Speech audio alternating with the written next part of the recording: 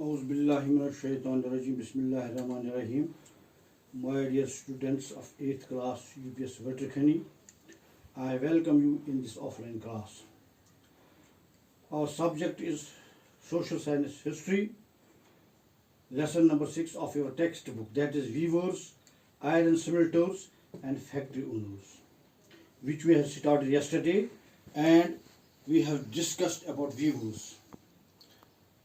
Viewers वो लोग थे जो कपड़ा बुनते थे, और जब यूरोप में सनती इनकलाब आया, बरतानिया में सनती इनकलाब आया, तो उन्होंने दो खास कर हिंदुस्तान में दो सनतों की तरफ खुसूसी तवज्जो दी. एक थी टेक्सटाइल इंडस्ट्री और दूसरी आयरन एंड स्टील इंडस्ट्री.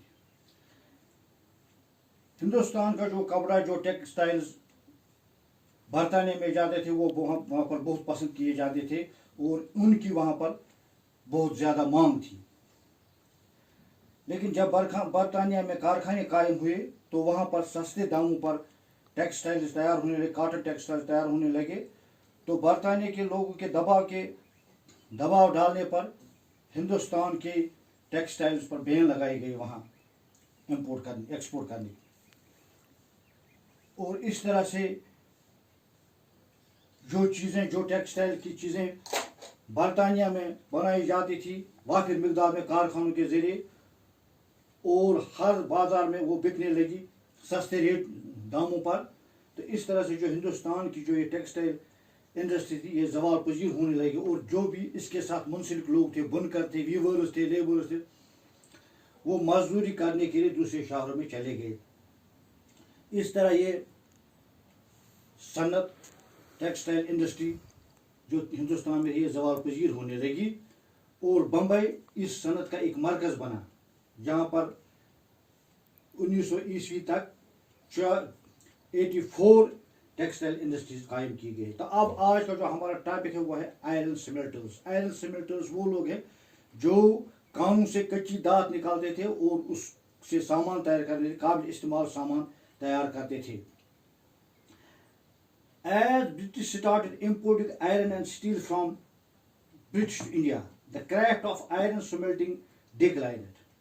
जो ही बरतानिया से हिंदुस्तान में आयरन और स्टील आने लगा, इंपोर्ट होने लगा, उसी वक्त से हिंदुस्तान की जो आयरन स्मेल्टिंग इंडस्ट्री थी वो ज़वाल पजीर होने लगी. From here onwards, India saw a great change in this field. और हिंदुस्तान कि इन सनतों में बहुत तब्दीली आ गई. Dorabji Tata, eldest son of Jamshid Tata, found iron ores in Bihar and invested a lot of money in setting up an iron and steel plant in India. बहुत बड़ा industry एक था, उसका नाम था दोराबजी. जमशेद जी टाटा का बड़ा बेटा, उसने बिहार में लोहे की कानें दरियाफ्त करके एक बहुत बड़ा कारखाना लगाया, इंडस्ट्री लगाई, जिसका नाम था Tata iron and steel industry company, टेस्को. और इस कारखाने से आयरन और स्टील से बनी हुई चीज़ें तैयार होने लगी.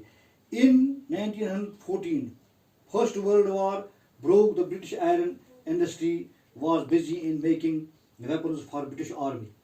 1914 में जब पहली जंग अजीम शुरू हुई तो उस वक्त बरतानी स्टील और आयरन इंडस्ट्री में वेपन्स, बरतानी फौज के लिए वेपन्स तैयार होने लगे.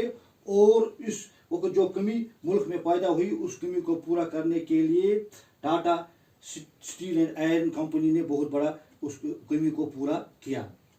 और इंशाल्लाह कल हम आयरन एंड स्टील फैक्ट्रीज के बारे में जानकारी हासिल करेंगे. शुक्रिया.